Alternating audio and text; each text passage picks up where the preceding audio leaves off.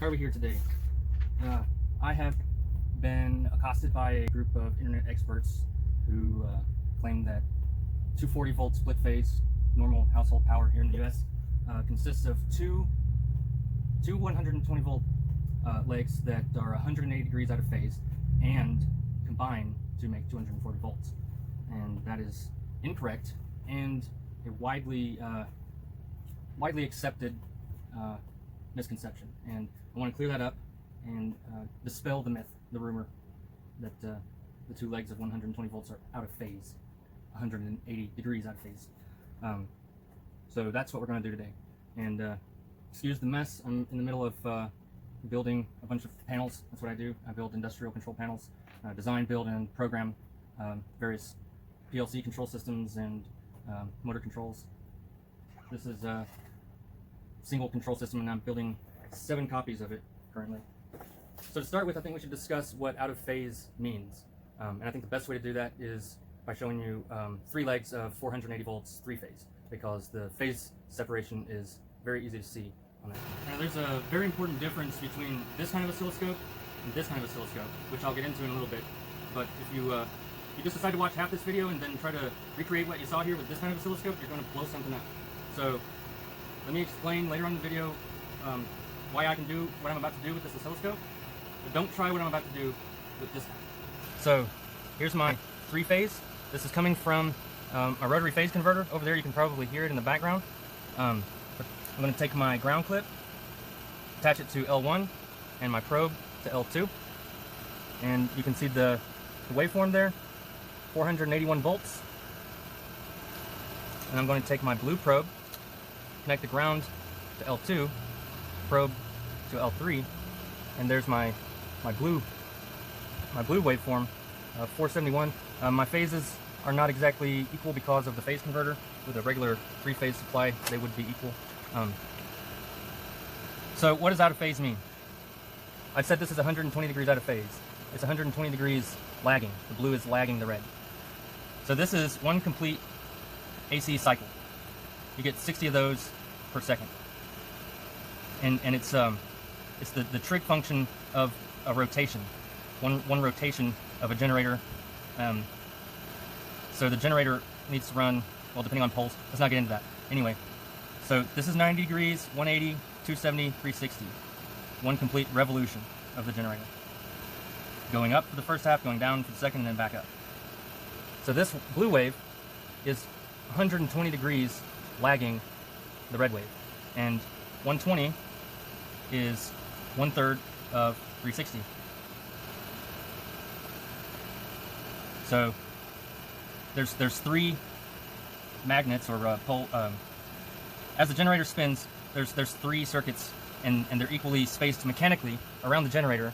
So that's why you get 3 phases that are 120 degrees apart, because they're mechanically 120 degrees apart. Don't go to sleep. So my 3rd probe, ground to L3, probe to L1, and there's your 3 phases, all 120 degrees out of phase. 481, 471, and 470. It's not bad for a phase converter. The waves are not exactly sinusoidal either. They're a little bit wonky, but they're close enough. All right, now let's move on to the single phase supply, the 240 volt residential power. So both my ground clips on ground.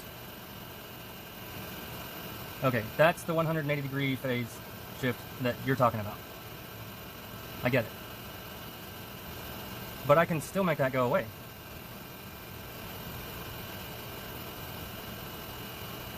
I can make it be in phase. So there's 2 possibilities here for a 180 degree out of phase wave. Number 1, the wave is actually 180 degrees out of phase. Number 2, your measurement device is connected in reverse polarity. And that's all 180 degrees out of phase is reverse polarity. So we have to make a distinction between whether we're actually 180 degrees out of phase or whether our measuring device is connected 180 degrees out of phase. And it matters. I'm not being pedantic here. It does matter. It makes a difference. I'll show you.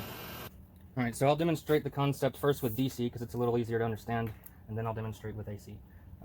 So we have 2 batteries. One of them is actually a battery. One of them is a DC power supply. Let's measure them first. So my 9-volt battery going dead, and it only has 7.94 volts. My power supply has 12.85 volts. Alright, so if I connect these in series, both going the same direction, no polarity reversal or 180 degrees out of phase, I should get 20.79 volts. Let's try that.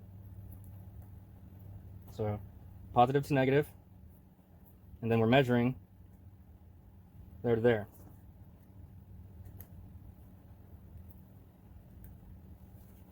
.79 volts, as we expected, because they add together. Now if I put this battery 180 degrees out of phase, which simply means I reverse the polarity, and then measure, so this is 12.85 volts. If I connect them opposing each other, they subtract. 4.91 volts, 92, whatever. So if they're actually out of phase, they subtract. If they're in phase, they add.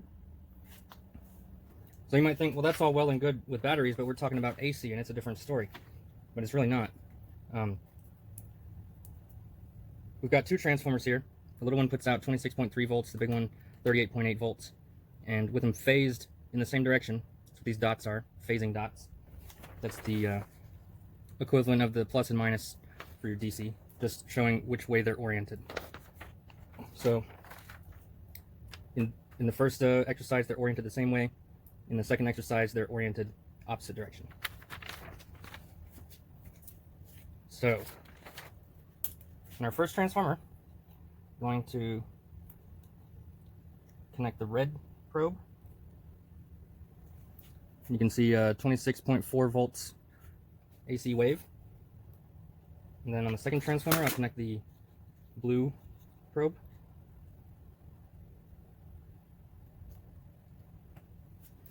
And we have a blue wave of 39 volts that is in phase with the red. Now I'm going to connect these transformers in series. We got the red from the little one, we got the black from the big one. Connect them. And then we're going to read with probe C across the two transformers in series. So that's from here, these two are connected to here, reading across both transformers. And you see we have a big wave that is in phase with our two waves. I'm going to shrink that a little bit. So for each one of these, one section is 20 volts. I'm going to shrink the black wave. Now it's hidden underneath. I'm going to move it down. So for the black wave, each box is 50 volts. So just know that this black wave is much bigger than the red and the blue. Actually, I'm just going to, it's 65 volts. And that's what we predicted. 65 volts because they add. When they're in phase, they add. I'm going to make all these equal so the picture has some scale. All right. Now I'm going to swap this transformer. I'm going to flip it. I'm going to reverse the polarity. I'm going to put it 180 degrees out of phase. Let's see what happens. Bumped the tripod. Okay. So disconnect. Move that over. And reconnect. Now we have a blue wave and a red wave. Red wave, blue wave. They're out of phase. Polarity is reversed. And the resultant combined wave is less than either of these two. They subtract. 38.8 minus 26.3, 12.5. 12.8. So I can do what I did earlier. I can just swap this. And I can be a smart ass. Oh, look, now they're the same. All you gotta do is swap the probes. But it's not the same because we have a subtractant wave. That's why I say it matters. You can swap the polarity of the probes and you can make it line up, but the output voltage is much lower. 65 volts versus 12.9 volts. The polarity of the measurement device is correct. The polarity of the source is swapped. So anytime you find a wave that's 180 degrees out of phase, you have to ask, is the source out of phase, or is the measurement device out of phase? So why do so many people get mixed up with the negative, with the 180 degrees out of phase? It's because they're typically taking ground reference measurements. All right, we're back to DC. Okay, got my little DC example here. We have the power supply is putting out 7.94 volts, same as this half-dead battery. Okay, we can measure the battery, 7.94 volts. All right, and then we measure the power supply. Whoa, negative 7.9 something. Well, that's 180 degrees out of phase. Holy crap. Let's see if we can find an explanation for that. So I got my black probe on ground. That's green. Okay, ground is actually the center point between these two batteries. So this is just for clarity's sake, this is actual battery, and this is bench power supply.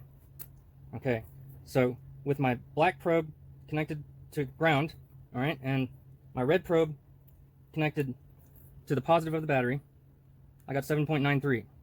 Okay, and then when I take my red probe and I connect it over here to the power supply, I get a negative voltage.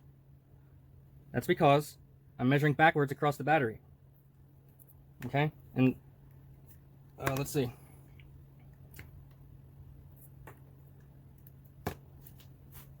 Yeah. So we've got, let me just swap these, that's not very clear. I'm going to,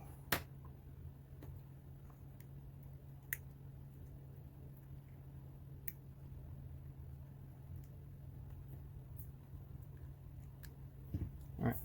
So I have a negative voltage on this side, and I have a positive voltage on this side. That's because this meter, okay, the one with the big clips, is reading from here to the negative side of the battery. That's why he's reading a negative voltage. This one is reading from here to the positive side of the battery. That's why he's reading a positive voltage. Now we know that these two are in phase. Despite this meter reading a negative value, we know they're in phase because their voltages are adding. Okay, and get rid of this green. Screw ground reference measurements, they just confuse everyone. Okay, so if I go, oh, got my darn probes backwards.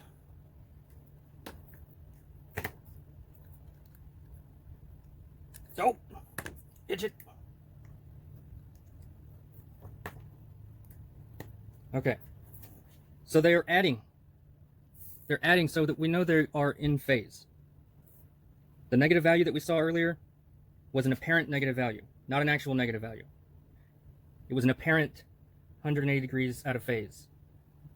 An apparent polarity reversal, not an actual one. The thing that was reversed was our measurement device, not the source. Let's see what it would look like if the source actually was reversed. Okay, just flipping this battery.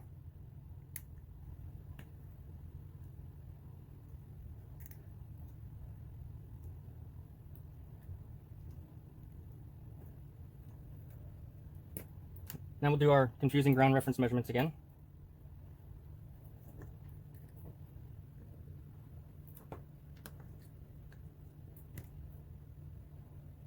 Negative voltage.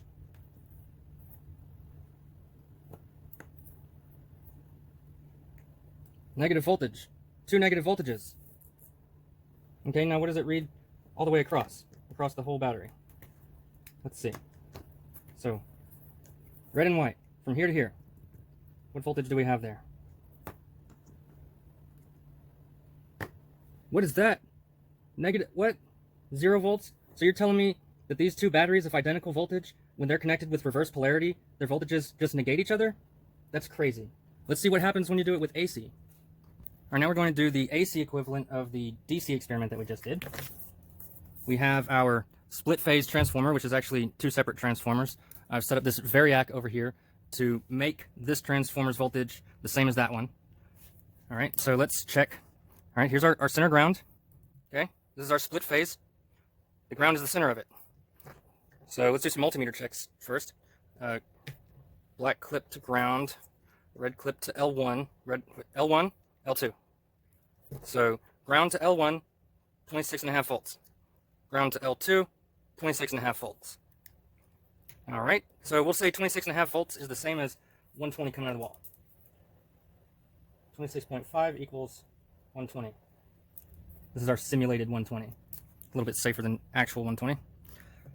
So we have 120 from ground to L1. And we have 120 from ground to L2. What do we have from L1 to L2?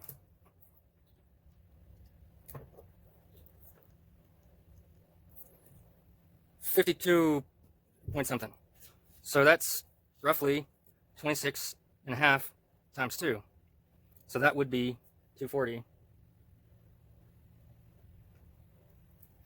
So from L1 to L2, we have 240. So we know that these are adding. Because if they weren't in phase, they would be subtracting, right? Right, okay. So we know they're not out of phase. Let's just see what it would look like if they were out of phase. Okay, let's swap the polarity of this half of our split phase transformer. And let's retake those measurements. So ground to L1, 26.5. All right, ground to L2, 26.5. Now, L1 to L2, 490 millivolts? That's effectively zero. Effectively zero. So if they're out of phase, they cancel each other out, just like the DC, right? Okay, let's put this back.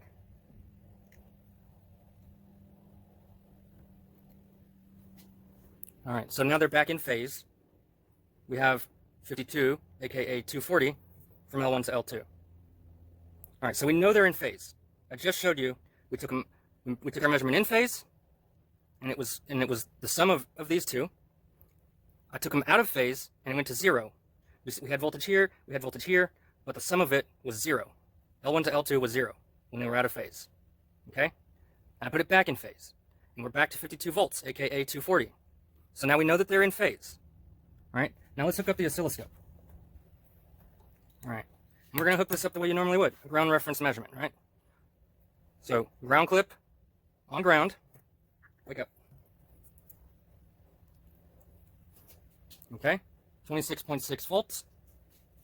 All right, probe B. Ground clip on ground. All right, remember, we know these are in phase. We know they're in phase. Remember? I just went over it. Okay, you waiting? You ready? You ready? Watch this. Watch. What the hell? They're out of phase? No way. No way. How can it be? How can it be? All right. Let's take a third probe and put it from L1 all the way over here to L2. Okay. So we see that our channel C, which is going from L1 to L2, it is the sum of A and B. But A and B are out of phase by 180 degrees, right? How can it be? Well, if we know that our source is not out of phase, but our measurement device is reporting it out of phase, then it has to be our measurement device that's out of phase. One of our probes is reading with a reverse polarity. Why is that? Well, because we've got both of our ground clips on ground.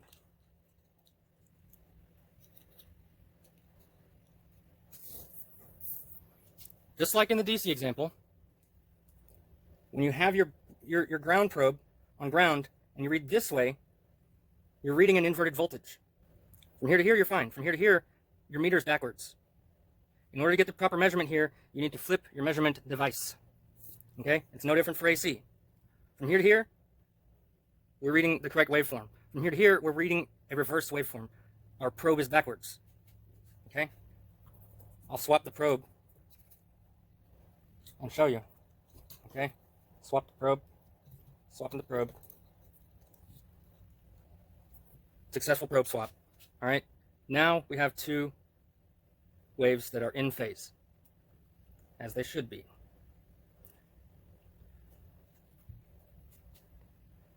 But what would it look like if this was swapped? We just did it a second ago, but that was only with the multimeter. What would it look like if we swap this? Let's see. So take that off, move that over there, put that there.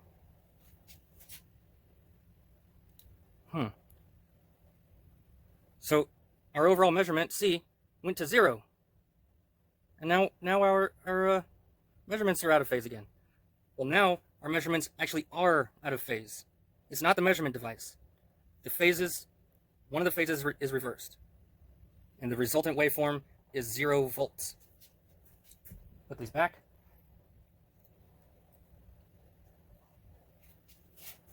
There you go. Two identical waves in phase with each other, add. Two waves out of phase, subtract. All right, we're back over here at the live 240-120 circuit. I want to discuss why so many people are taking these ground reference measurements and getting themselves all discombobulated. Why are they putting both their ground clips right there and measuring good from here to here, but a phase reversal from here to there? All you have to do is take that off, put it over there, and boom. Then you read correctly. Why don't people just do that? Well, there's a very good reason why most people don't do that. Because most people don't have an isolated oscilloscope like this. If they were to take their probe off and put it over here, they'd immediately blow up their oscilloscope and trip a breaker, and it would just be gnarly. This is an isolated oscilloscope. It's battery powered. All these ground clips, they're not connected. So this is my very first oscilloscope. I pulled the old dinosaur out of the back of the garage just for the purpose of making this video. I was going to power it up and I was going to show you the differences, but when I turned it on, it let the smoke out. So it's still good for a bit of a demonstration though. Let me just show you what I'm talking about with regards to these clips. So we put our meter on ohms with a little, where's the beep?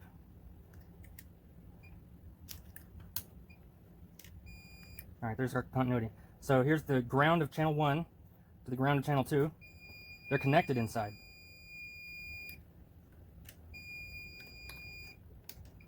They're all connected. And they're connected to the ground prong on the plug. So if we were using this oscilloscope, I wouldn't have to have any of these ground clips. All right, we could just put our probe on L1 or on L2 and it would just read a voltage because your ground is already connected through this plug into the wall. So because your scope is connected to ground, working with ground reference circuits like our like this, you wouldn't need to use the ground clips, and if you did use the ground clips, you'd blow something up. So this is what people have been using forever, and it's what most people are used to. Most people don't have an isolated oscilloscope like that. I have it because I take measurements on 480 circuits, just like the measurements that I was taking at the beginning with the 480. I work a lot with variable frequency drives and other high power circuits, and I have to have this, or I can't. In order to use an old dinosaur scope like this to do the same stuff that I do with this, I would need to do a modification there that I shouldn't talk about, and it would be dangerous, and it would be just a bunch of trouble. So that is the reason why people always take their oscilloscope measurements from ground to L1, from ground to L2. They don't have the luxury of being able to move their ground clip from here to over here and measure it properly. So that's why for years and years there's been this misconception about there being an inversion of the phase compared to the other, and there's not. I just showed in painstaking detail that there is no phase reversal, and if there was, the phases would cancel themselves out. I just used the word phase a bunch of times. I meant leg, okay? Leg. Single phase. Single phase. Leg 1, leg 2. There is no 180 degree shift from L1 to ground or L2 to ground. It's the measurement device. Last topic of the video, RMS voltage. AC voltage. Whenever we talk about volts AC, the unspoken thing at the end of it is RMS, root mean squared. Root mean squared means equivalent DC heating power.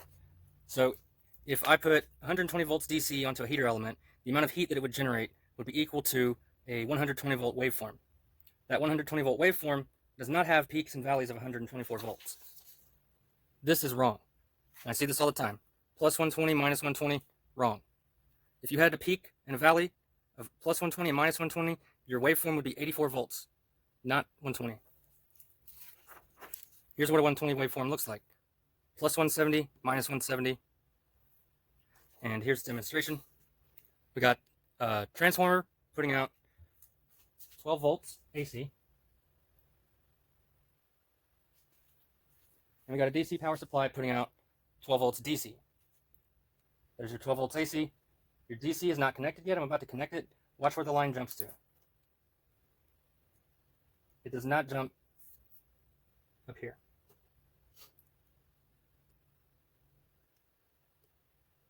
You're looking at 12 volts AC and 12 volts DC over the top of each other.